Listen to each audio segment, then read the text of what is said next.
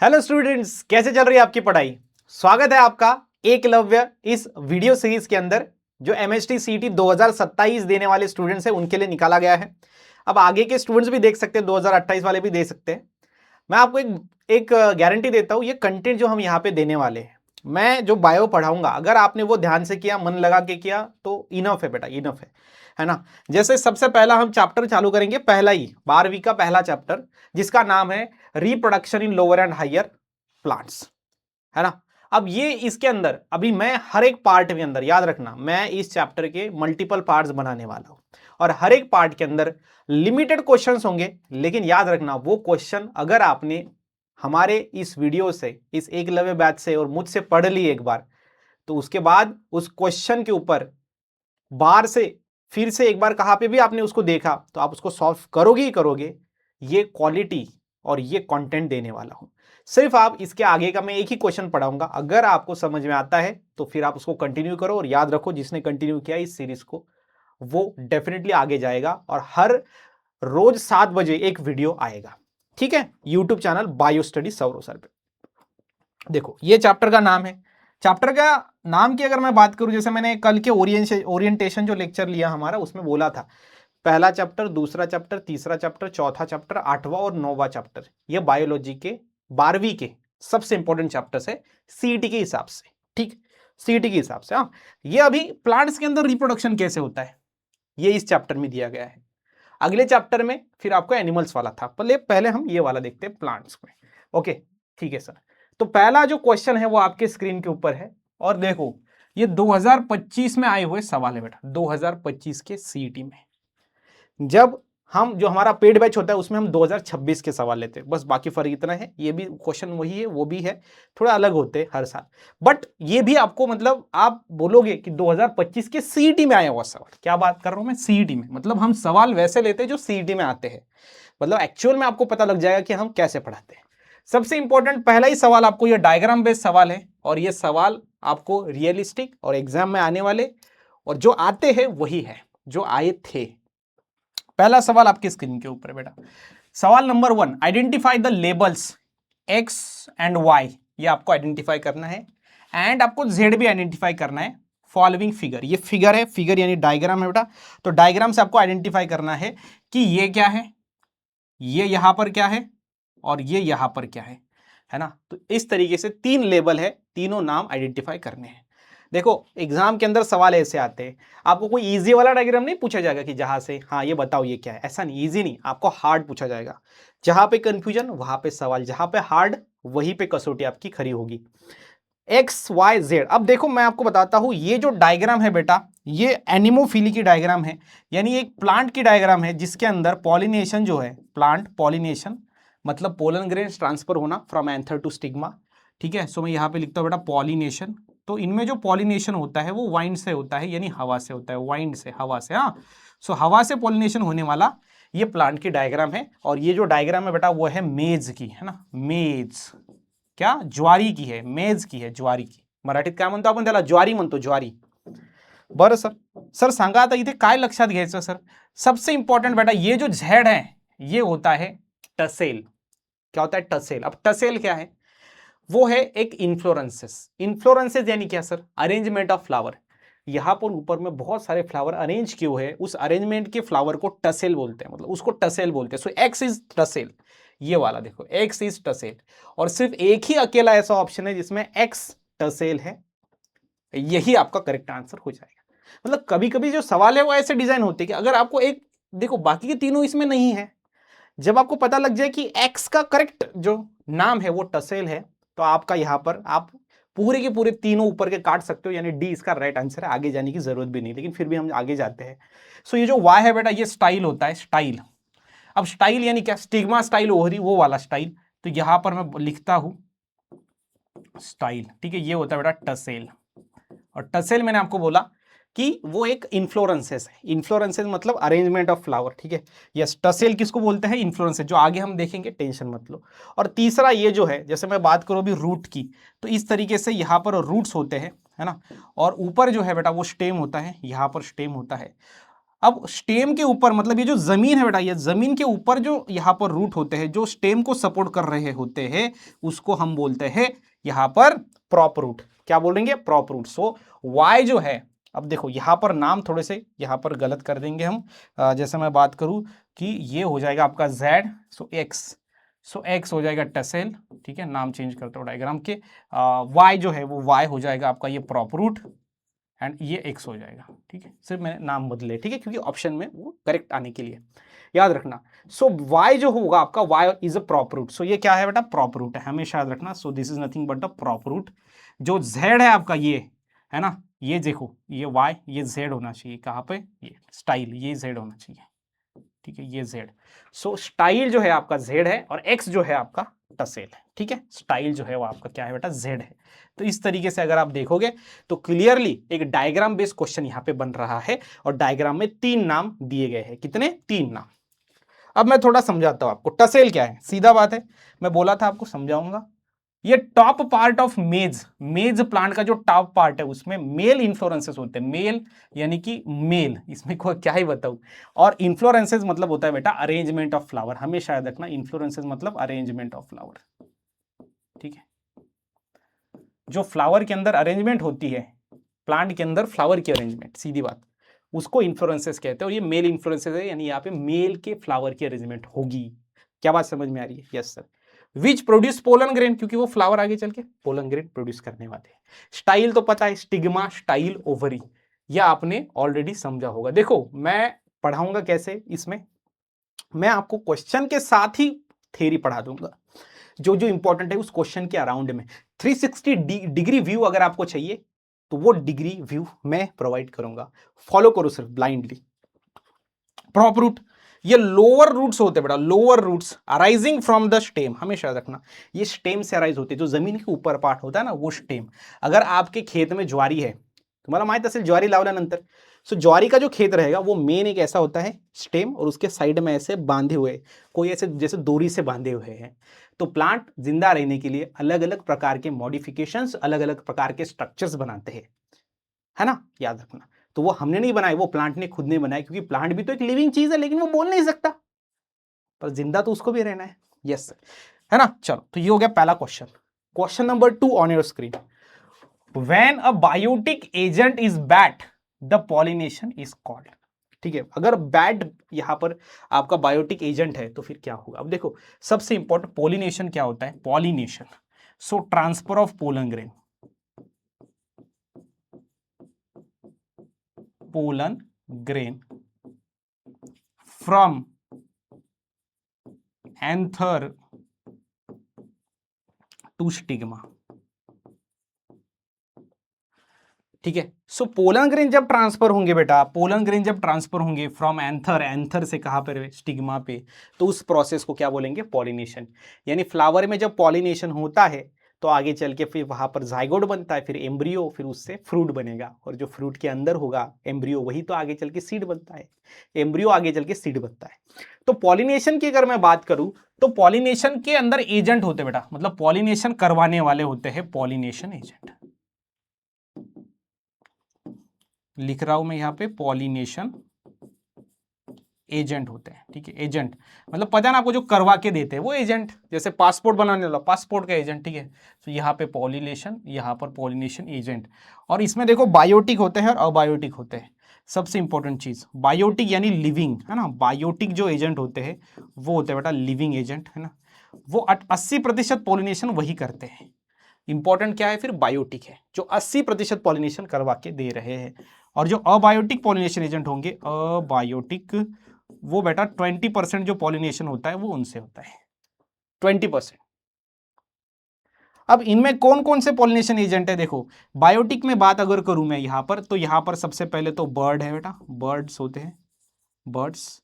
दूसरा होता है बेटा इंसेक्ट, और तीसरा है बैट्स। अब सवाल एक ही है कि क्या सर इन बस यही है क्या? 3 नहीं, और भी बहुत सारे हैं, लेकिन बुक में ये 3 दिए गए हैं बायोटिक में, और जहां से सवाल आएगा, क्योंकि बुक में जो है वहां से ही सवाल आने वाला है, बुक के बाहर से नहीं।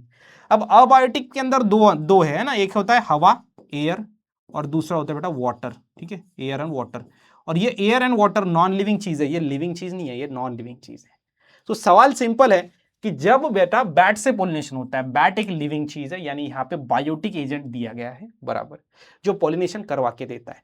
अब ये क्यों करवा के देगा? क्योंकि इसका भी फायदा है ना। इंसेक्ट पॉलिनेशन क्यों कराते हैं? क्योंकि वो फूल से जाके मध को चुराते हैं, उसका भी फायदा, इंसेक्ट का भी मध मिल गया, इसका भी पॉलिनेशन हो गया। ये चीज देखो, मतलब नेचर और बायोलॉजी को आपको समझना पड़ेगा कि कितनी इंटरेस्टिंग है, और कंसेप्ट को समझना पड़ेगा, राइट जी sir. So biotic pollination agent की मैं बात करूं बैट के अंदर, तो हमेशा याद रखना यहां पर ऑर्निथोफिली में एक अंडा की तरह स्ट्रक्चर है, यानी एग है, यानी अंडा है, और जो एग है वो बर्ड्स में होता है। अंडा कौन देता है बाबा? ज्यादातर बर्ड देते हैं, तो ये बर्ड से होने वाला है। एंटामो और इंसेक्ट प्रोनाउंसिएशन सेम है, सो ये इंसेक्ट से होने वाला पॉलिनेशन है बेटा। यस। एनिमो जो एयर होता है उसका स्टार्टिंग किस से है रे बाबा? ए से है, इसका भी स्टार्टिंग ए से है बाबा, ये एयर है। और कायरोप्टेरोफिली, यानी कि यहां पर आपको समझना है ये जो बचा हुआ है यही तो है बैट, ये कायरोप्टेरोफिली है। क्योंकि कायरो में मतलब क आता है, क मतलब काला, जो काला है वो कायरोप्टेरोफिली, मतलब जो रात के टाइम पे निकलता है और काला काला होता है, बराबर कि नहीं? गोरे गोरे मुखड़े पे काला काला चश्मा, यहां पर काले काले एनिमल्स है जो रात में ही निकलते हैं। क्या बात समझ में आ रही है? Yes sir. तो मैं जो पढ़ाऊंगा चारों के चारों ऑप्शन पढ़ाऊंगा, क्वेश्चन एक पढ़ाऊंगा, लेकिन प्रैक्टिस 4 क्वेश्चन की होगी। तो 10 क्वेश्चन अगर ले लिए मैंने आधे घंटे के अंदर, 45 मिनट के अंदर, 45 मिनट्स में, तो आपके कम से कम 40 क्वेश्चन की प्रैक्टिस करवा के दूंगा। ये कंटेंट होता है बेटा। चलो आगे, तीसरा क्वेश्चन आपके स्क्रीन के ऊपर, growth of the pollen tube in ovule is guided by. देखो ओव्यूल, पोलन ट्यूब और ग्रोथ, 3 वर्ड बहुत बहुत जरूरी है कि जो ग्रोथ हो रही है पोलन ट्यूब की ओव्यूल में, वो कौन गाइड करता है? गाइड मतलब क्या? अरे तू इधर से जा रहे, तू उधर से जा रहे, मतलब गाइड करना। आप अच्छे से पढ़ाई करो, मतलब मैं आपको गाइड कर रहा हूं, ठीक है? यस। तो जो पोलन ट्यूब को कौन गाइड करता है कि तू इधर से जा उधर से जा, कौन गाइड करता है बताता हूं। देखो सबसे पहले तो फ्लावर की मैं बात करता हूं, तो यहां पर स्टिग्मा होता है, ये स्टाइल है और ये ओवरी है, बराबर? हाँ सर। उसके बाद यहां से एंथर होता है, फिलामेंट है, ये फिलामेंट, ये एंथर, गोला गोला एंथर, हाँ गोला वाला एंथर। जब एंथर पोलन ग्रेन को रिलीज करेगा, जब मैच्योर होने के बाद, तब वो इधर आएगा, ठीक है? जब वो इधर आएगा तब उसका जर्मिनेशन होगा वहां पे, और वहां से निकलेगी पोलन ट्यूब। वो पोलन ट्यूब अभी जाना है उसको, पोलन ट्यूब को जाना है किस में बेटा? ये ओव्यूल में, हमेशा याद रखना। ये ओवरी के अंदर ओव्यूल होता है, ये हो गया आपका ओव्यूल, और ये हो गया आपकी पोलन ट्यूब। तो पोलन ट्यूब को ओव्यूल के अंदर जाना है, तो कौन गाइड करता है, ये क्वेश्चन है। तो सिंपल है। अब इसको थोड़ा सा जूम करते हैं, है ना? ये हो गया, जूम करो, जूम किया हमने, छोटा वाला स्ट्रक्चर ये है। मैं यहाँ पर बोलता हूँ ओव्यूल, ठीक है? ओव्यूल। अब ओव्यूल के अंदर देखो, ओव्यूल बड़ा है, उसके अंदर एक छोटा स्ट्रक्चर होता है, वो एम्ब्रियोसाइक होता है, और यही वही है एम्ब्रियोसाइक। यहाँ पर ओव्यूल ना बोलते हो, हम एम्ब्रियोसाइक बोलेंगे, ठीक है? एम्ब्रियोसाइक। ऑप्शन देखो कौन सा दिया गया है, पोलर न्यूक्लियर, एग वगैरह सारी चीजें। अब देखो एम्ब्रियोसाइक के अंदर क्या क्या होता है वो मैं थोड़ा सा भी बताऊंगा आपको। सबसे पहले यहां पर नीचे होता है बेटा एग, ठीक है? उसके बाजू में ना 2 सिनर्जिड्स होते हैं। कौन होते हैं? 2 सिनर्जिड्स। तो मैं यहाँ पे एक डालूंगा, यहाँ पे, सो ये दोनों के दोनों को नाम दे दिया सिनर्जिड्स, ठीक है जी सर। अब उसके ऊपर यहां पर 3 होते हैं बेटा एंटीपोडल सेल, एंटीपोडल सेल, तीनों के तीनों सेल्स लिख रहा हूं, यस लिख रहा हूं, दैट्स तीनों के तीनों है ना? और यहां पर बीच में एक सेकेंडरी न्यूक्लियस होता है जो 2 न्यूक्लियस से बन रहा होता है, सो ये होता है सेकेंडरी न्यूक्लियस, सेकेंडरी न्यूक्लियस, ठीक है?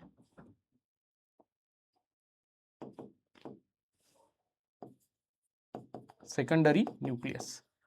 अब देखो यहां पर सिंपल बात, अब कुछ बच्चे बोलेंगे सर थोड़ा थ्योरी भी हमें पढ़ा दो। देखो थ्योरी के लिए 1 शॉट वीडियोस हमारे बायोलॉजी के इस बायो स्टडी चैनल पे है, वो 1 शॉट वीडियो देख लिया और उसके बाद ये देख लिया, काम खलास है।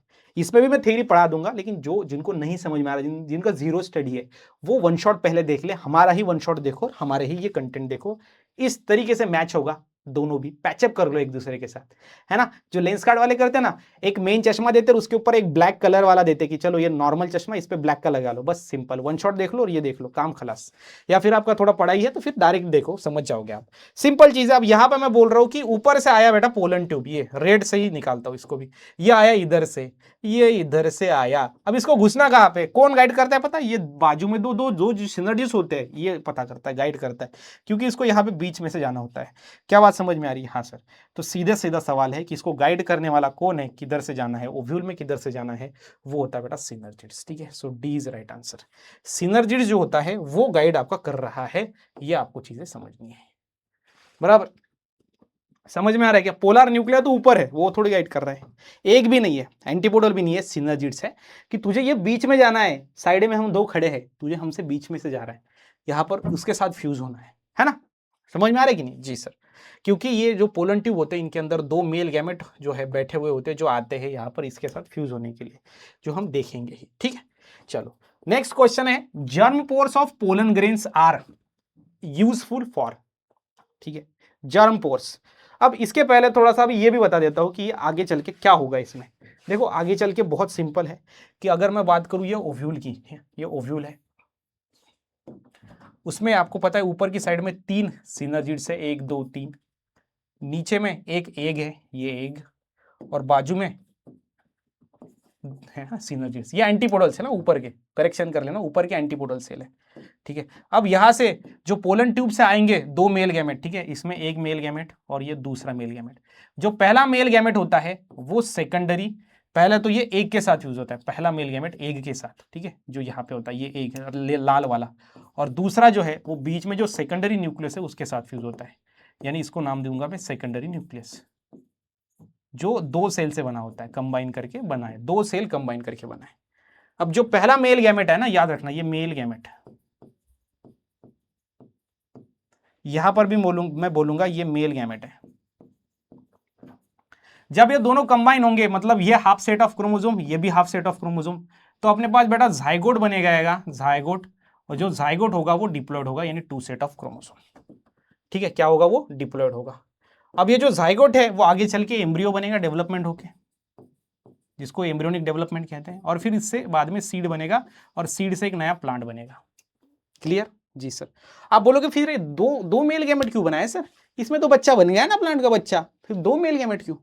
बेटा ये सेकेंडरी जो न्यूक्लियस है वो डिप्लॉयड होता है 2 सेट ऑफ क्रोमोसोम, क्योंकि 2 सेल से बना हुआ होता है, ये डिप्लॉयड आधे सेट का। जब ये फ्यूज होते हैं ना, हाँ, ये जब फ्यूज होते हैं तो ये एंडोस्पर्म बनता है, एंडोस्पर्म।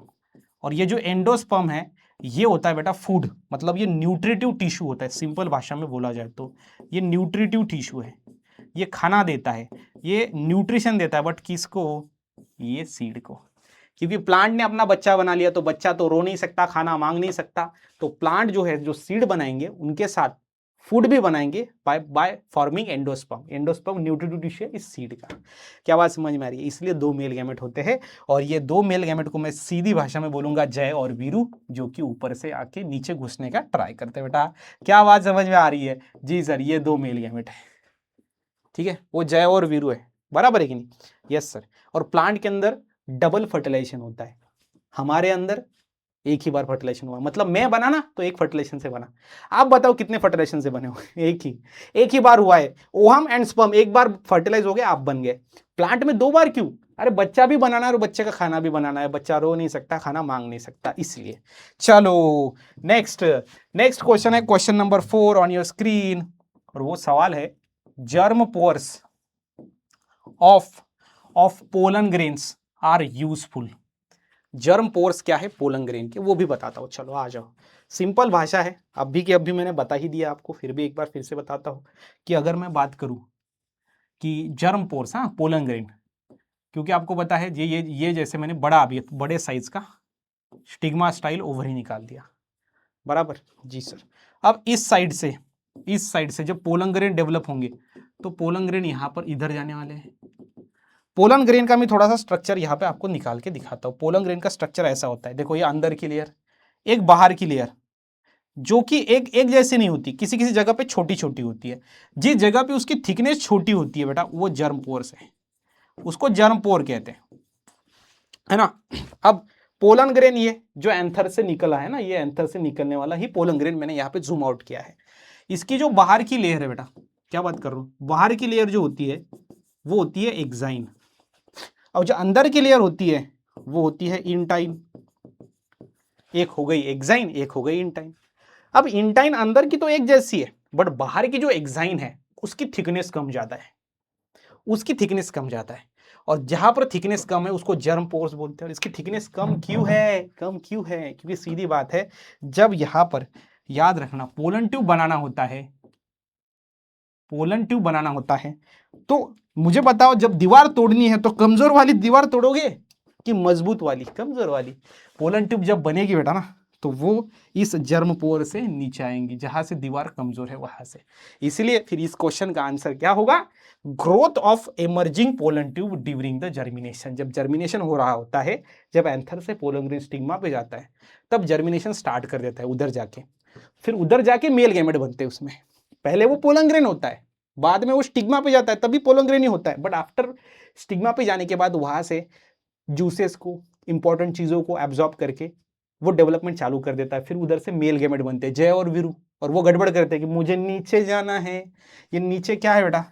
नीचे यहाँ पे ओव्यूल है, ओव्यूल है, ओव्यूल एग एंड सिनर्जिड्स है, एंड सेकेंडरी न्यूक्लियस जिनके साथ फ्यूज करने। तो ये गड़बड़ करते हैं ना, तो ये पोलन ट्यूब बनती है फिर। और पोलन ट्यूब कहां से निकलती है? जर्म पोर से। ये रहा आपका क्वेश्चन नंबर 4 का option number D. I hope आपको समझ में आ रहा है। अगर आपको समझ में आ रहा है और आपको लग रहा है कि नहीं सच में सौरव सर ना बवाल पढ़ा रहे, एकदम बवाल, सोविन सर की भाषा मतलब अंदाज से, सोविन सर का वही अंदाज होता है, बवाल, है ना? यस। तो अगर आपको लगता है कि सौरव सर आपको एकदम बवाल पढ़ा रहे हैं, एक लाइक बनता ही बनता है। चलो next question, question number 5 on your screen. Question number 5 क्या कहता है? सिंपल में, व्हिच ऑफ द फॉलोइंग, सारे के सारे सीटी में आए हुए सवाल है 25 के। Which of the following pairs, pairs मतलब जोड़ी, रब ने बना दी जोड़ी वाली। हेप्लॉइड मतलब बेटा हाफ, कौन सा पेयर? हाफ यहां पर क्रोमोसोम जिनमें होते हैं, हाफ स्ट्रक्चर होता है, ये पूछा गया है हेप्लॉइड। बताइए क्या होगा? आप जस्ट इमेजिन करिए, इमेजिन करिए क्या होगा। सिंपल है, बहुत ही ज्यादा सिंपल आपको देखने को मिलेगा। हेप्लॉइड मतलब हाफ, पेयर मतलब दो। मुझे बताओ ये न्यूसेलस, न्यूसेलस कहां पे होता है?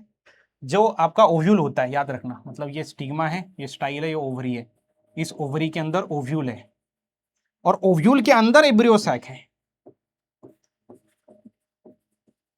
एम्ब्रियो सैक है। अच्छे से समझना, ओव्यूल के अंदर एम्ब्रियो सैक होता है। ओव्यूल मतलब ये होगी ओवरी, ओवरी के अंदर ओव्यूल, ओव्यूल के अंदर एम्ब्रायो सैक। अब मैं बात कर रहा हूं उस यहां पर ओव्यूल की। सबसे पहले तो ये एम्ब्रायो सैक है, और उसके बाद में ये इस तरीके से ये ओव्यूल का स्ट्रक्चर है। सर क्या डायग्राम निकाल रहे हो, है ना? यस। तो इसमें जो ये न्यूट्रिटिव टिश्यू होता है बेटा, ये न्यूसेलस होता है। ये न्यूट्रिटिव टिश्यू यहाँ पे जो होता है वो न्यूसेलस है, न्यूसेलस। और ये न्यूसेलस डिप्लॉयड होता है, क्योंकि वो न्यूट्रिटिव टिश्यू है, डिप्लॉयड है, मतलब वो एक टिश्यू है, सपोर्ट करता है अंदर के पार्ट को। अंदर का पार्ट कौन सा है? एम्ब्रियो सैक को मतलब प्रोटेक्ट करता है। ठीक है सर। ये माइक्रोस्पोर, ये हेप्लॉइड है, बट आपको दोनों के दोनों चाहिए हेप्लॉइड, हाफ सेट वाले, पेयर चाहिए, याद रखना, एक नहीं चाहिए, पेयर, जोड़ी। कौन सी जोड़ी? हाफ हाफ में बनती है। एंटीपोडल सेल डिप्लॉयड होते हैं कि कैसा? नहीं सर, ये एंटीपोडल सेल जो होते हैं, आपको पता है ऊपर में जो 3 थे वो हेप्लॉइड होते हैं, बट मेगास्पोर मदर सेल जो होती है वो डिप्लॉयड होती है, ये भी जोड़ी नहीं बन पाएंगी। ये भी कट, ये भी कट। तीसरा न्यूसेलस, यहाँ पे न्यूसेलस तो पता ही है डिप्लॉयड है, और ये एंटीपोडल सेल जो है वो हेप्लॉइड है, बट यहाँ पर तो डिप्लॉयड है ना, ये भी जोड़ी नहीं बनेगी। तो फिर रब ने बना दी जोड़ी सर, और वो जोड़ी सर है चौथी वाली, जहां पर एक सेल आपको पता है हेप्लॉइड होता है, और एंटीपोडल सेल भी हेप्लॉइड होता है, और यही आपका क्या हो जाएगा? आंसर हो जाएगा। तो इस तरीके से सवाल आपको यहां पे पूछे जाते हैं आपके सीईटी के एग्जाम के अंदर। सवाल ना हार्ड होंगे बहुत ज्यादा, ना इजी होंगे बहुत ज्यादा, एक स्टैंडर्ड टाइप के क्वेश्चन आपको देखने को मिलेंगे। ये सवाल, ऐसे सवाल आपने ना टारगेट के बुक में दिखे हैं, ना कोई मैक्सिमम बुक में दिखे। क्यों? हम क्या करते हैं, हमारे बैचेस में हर साल बहुत सारे स्टूडेंट होते हैं, तो हम उनका आईडी पासवर्ड लेते हैं, क्योंकि जब आप ऑनलाइन एग्जाम देते हो, जब रिजल्ट लगता है, तो आपका आईडी पासवर्ड से आपको कौन से क्वेश्चन आए और आपका उसका आंसर करेक्ट क्या है, ये एक फाइल मिलती है, और वो फाइल डाउनलोड भी कर सकते हैं। तो हम बहुत सारे 500, 100, 50, 200 बच्चों से वो फाइल डाउनलोड कर लेते हैं, मतलब कि हमारे पास वो पूरे सवाल आ जाते हैं, जो हर साल के सीटी में पूछे जाते हैं, और वही सवाल से हम ये उठा रहे हैं। वही सवाल जो सीटी में आए वही है, ये होता है क्वालिटी। इसके लिए स्टूडेंट का सपोर्ट चाहिए, क्योंकि आईडी पासवर्ड कोई किसी को शेयर नहीं करता वैसे, ठीक है। चलो, ट्रस्ट चाहिए होता है। नेक्स्ट में क्वेश्चन नंबर 6 आपके स्क्रीन के ऊपर है, वो है बेटा types of carbohydrates are given in the column 1 and match their examples, है ना। अब ये कार्बोहाइड्रेट नहीं है सर, ये गलत, मतलब टाइपिंग में यहाँ पर एरर हो गया है।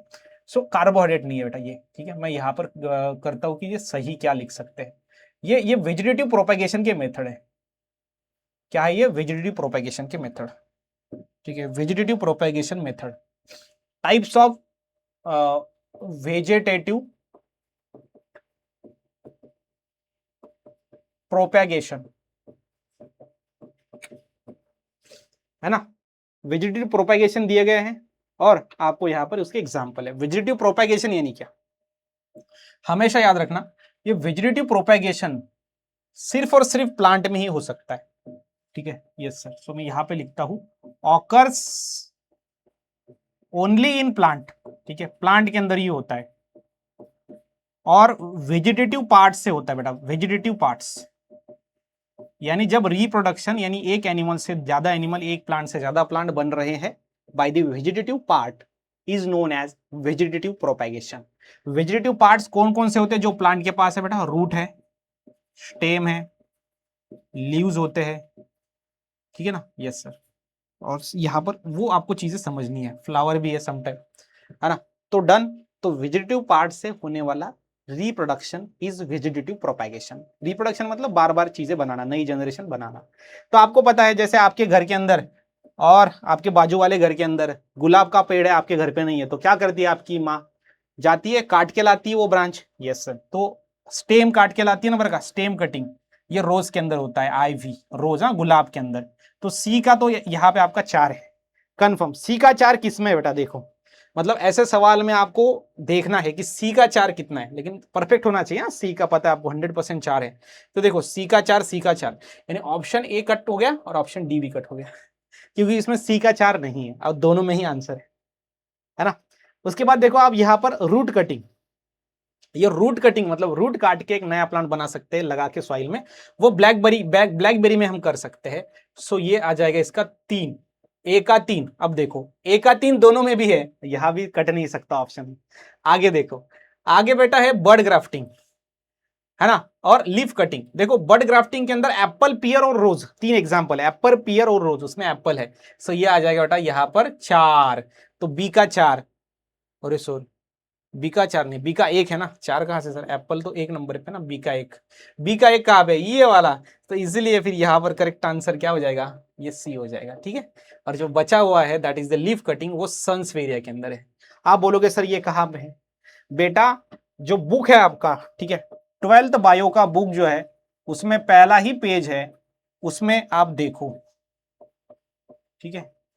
Yes sir, so first page of chapter 1 CH1 आपको देखने को मिलेगा, और वो एग्जाम्पल करके जाना। देखो सीटी में सवाल आया उसके ऊपर, और आपको भी आएगा। देखो सीटी वाले अलग क्वेश्चन पैदा तो नहीं कर सकते, जो सिलेबस है उसमें से ही आएगा, क्वेश्चन पैदा नहीं किए जाते, बराबर तैयार किए जाते। तो ये बुक है, इसके बाहर से थोड़ी आएंगे क्वेश्चन, और ये जो किए हैं यही बार बार पूछा जाएगा उनको, हर साल नए क्वेश्चन थोड़ी बना सकते हैं।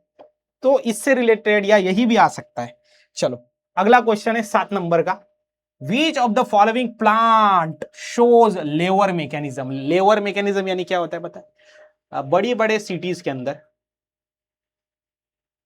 लेवर होता है जो खींचता है बड़े बड़े मतलब सामान को। जैसे फॉर एग्जांपल ये मशीन है, ये मशीन है, यहाँ पे अपना बंदा बैठा हुआ है, मशीन है ये अपनी, ठीक है। ये देखो, ओए होए होए, यहाँ पर एक ऐसा गोल रिंगन होता है कि नहीं होता है? होता है सर। फिर ये यहाँ से इस तरीके से, ये होता है लेवर, है ना, ये होता है लेवर। अब ये जो प्लांट शो करता है बेटा, प्लांट शो करता है लेवर मैकेनिज्म, कौन शो करता है? प्लांट। कैसे करता है? देखो अब ये तो नेचुरल मतलब ये मशीन है, बट प्लांट में कैसे देखने को मिलता है? देखो ये ऐसा फ्लावर होता है ना। डायग्राम अगर कम ज्यादा आया तो थोड़ा माफ कर देना, लेकिन अगर बहुत पसंद आया, सर बहुत बढ़िया डायग्राम निकालते हो, तो फिर एक सेशन को लाइक तो बनता है।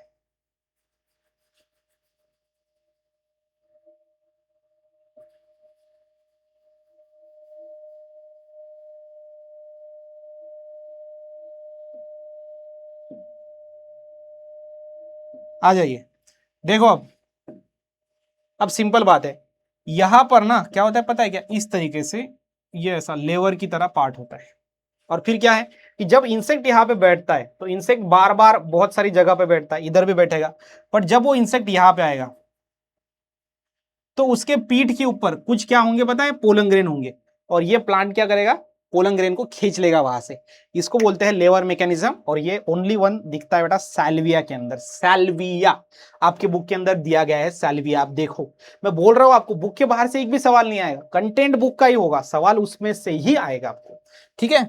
चलो 8 नंबर का क्वेश्चन है आपका, जो है in the given diagram of developing monocot embryo, ये मोनोकॉट एम्ब्रियो का डायग्राम है, एम्ब्रियो का, ठीक है। तो उसमें ए बी सी, अगेन एक डायग्राम बेस्ड क्वेश्चन है, और आप क्वेश्चन देख के बोलोगे नहीं सच में सर लेवल है, अरे भाई सीटी में पूछे हुए सवाल है, लेवल तो होंगे ही ना। बताओ, ये डायग्राम है, ये डायग्राम आया था, इसको नाम दे दिया ए, इसको दे दिया बी, और इसको दे दिया बेटा सी। बोलो क्या होगा, सी का नाम, ए का नाम, बी का नाम, ये मोनोकॉट का यहां पर क्या है, एम्ब्रियो है। मोनोकॉट यानी उसमें सिर्फ ओनली वन सिंगल कॉटिलिडॉन होती है, मोनो का अर्थ ही वन है और कॉट का कॉटिलिडॉन। चलो आ जाओ, सबसे इंपॉर्टेंट याद रखना, ये जो ए है बेटा वो सस्पेंसर है, सस्पेंसर, जो बी है ना वो रेडिकल होता है, लिखो क्या नाम,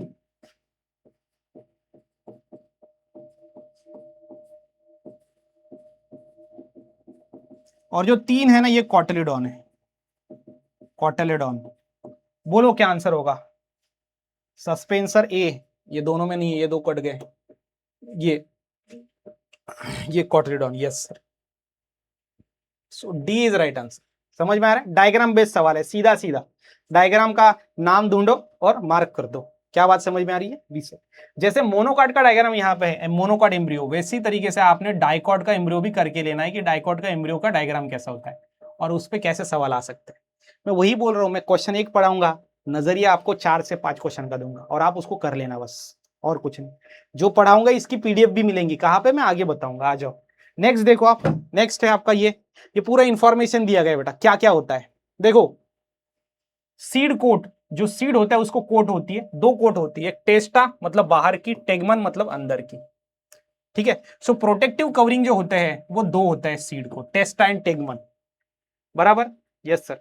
अब और देखो सर, हीलम क्या है, हीलम, हीलम मतलब ओव्यूल जो है, ओव्यूल की बॉडी को फ्यूनिकल जिस जगह पे अटैच होता है वो हीलम होता है, हीलम, है ना, ओव्यूल के अंदर, ओके ठीक है सर। मुझे बताओ रेडिकल क्या होता है, ये एम्ब्रियो का पार्ट है जो आगे चल के रूट बनाता है, रेडिकल से रूट बनता है बेटा, और प्लूम्यूल क्या होता है, वो भी एम्ब्रियो का पार्ट होता है, वो आगे चल के शूट बनाता है, शूट यानी स्टेम।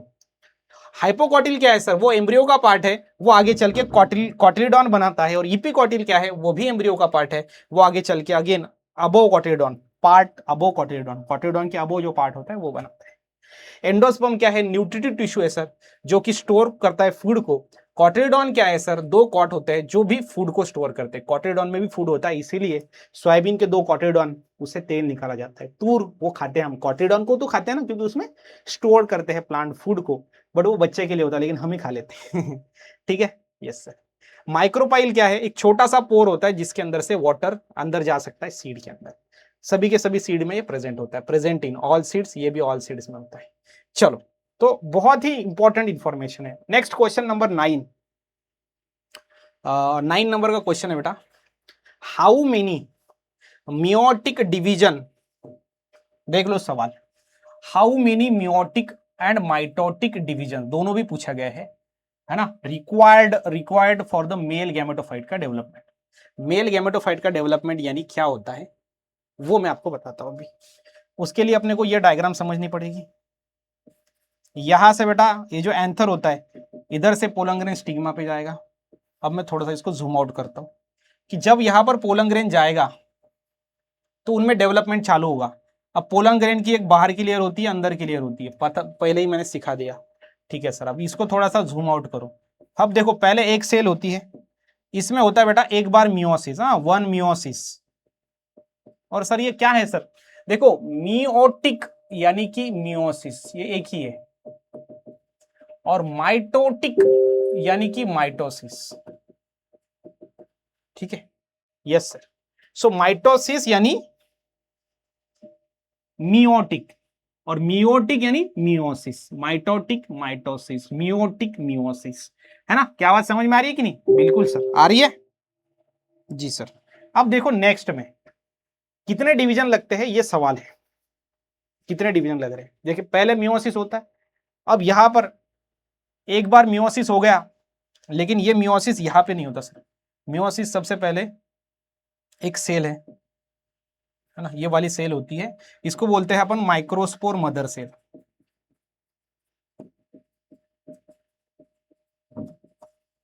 ये जो माइक्रोस्पोर मदर सेल है, इसमें आगे चल के होता है मियोसिस 1, और जिससे कि पोलन ग्रेन बनता है।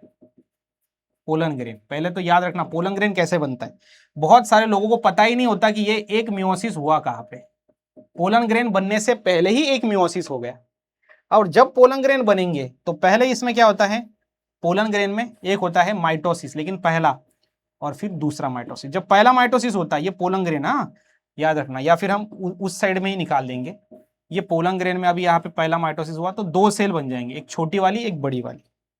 क्या हुआ इधर, इधर हुआ बेटा एक माइटोसिस, हाँ ये माइटोसिस हुआ, मियोसिस नहीं जी सर। फिर एक सेल के दो सेल बन गए। ये बड़ी वाली जो सेल होती है वो वेजिटेटिव सेल होती है, वेजिटेटिव सेल, और जो छोटी वाली सेल होती है वो जेनरेटिव सेल होती है, जनरेटिव सेल। अब हम कंफ्यूज होते हैं कि वेजिटेटिव बड़ी कि जनरेटिव बड़ी, तो वेज खाने वाले बड़े होते हैं, ताकतवर होते हैं, इसलिए वेजिटेटिव सेल बड़ी। ठीक है हाँ सर। अब आगे आगे फिर से इसमें बेटा मियोसिस 2 होगा, मियोसिस नहीं सर, माइटोसिस, माइटोसिस 2, इधर 1 हुआ इधर 2। फिर बाद में क्या होता है, फिर यहां पर बेटा सिंपल चीज है कि जो अंदर की सेल होती है ना, अंदर की सेल, उधर से दो मेल गैमेट बन जाते हैं, मतलब ये अंदर के सेल में डिवीजन होता है। ये मियोसिस 2 अंदर की जो जनरेटिव सेल है उसके ही कंसर्न में होता है, उसमें ही बदलाव होंगे मियोसिस 2 में।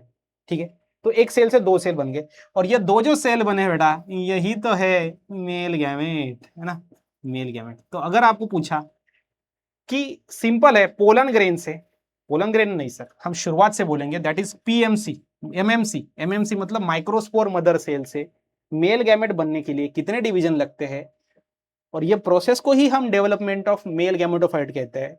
फिर इसको कितने डिवीजन, 1 मियोसिस और 2 माइटोसिस, 1 मियोसिस 2 माइटोसिस।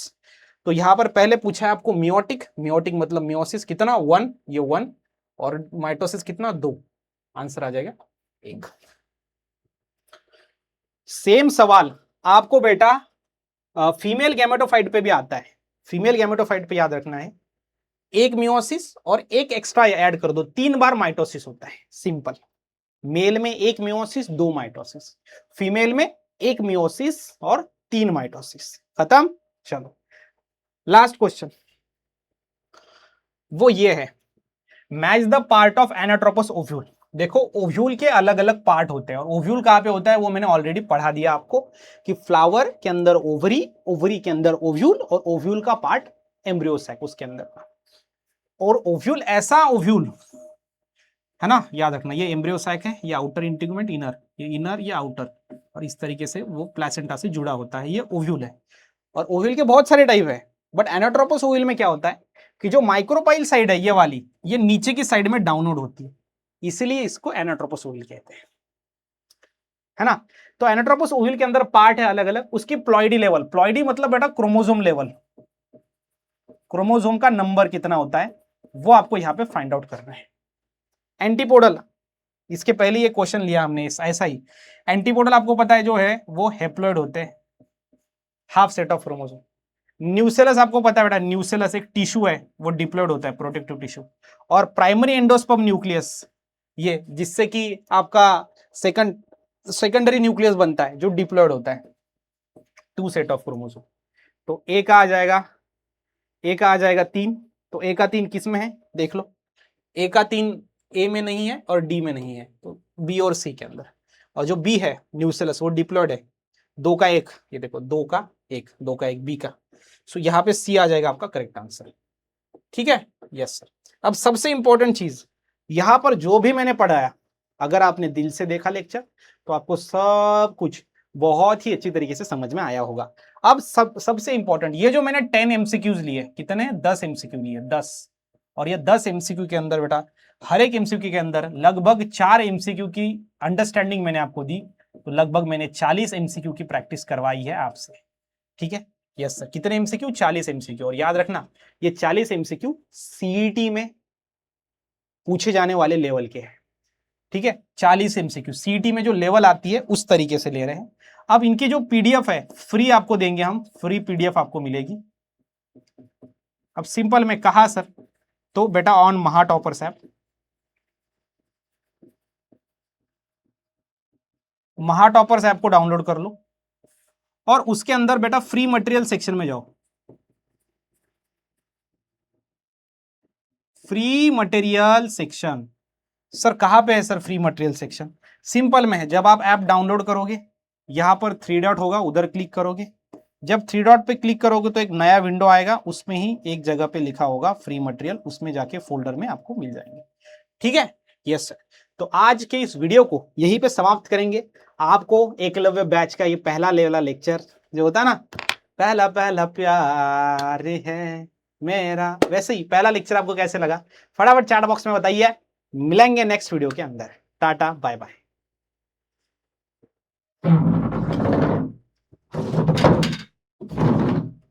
घरचं वावर होतं।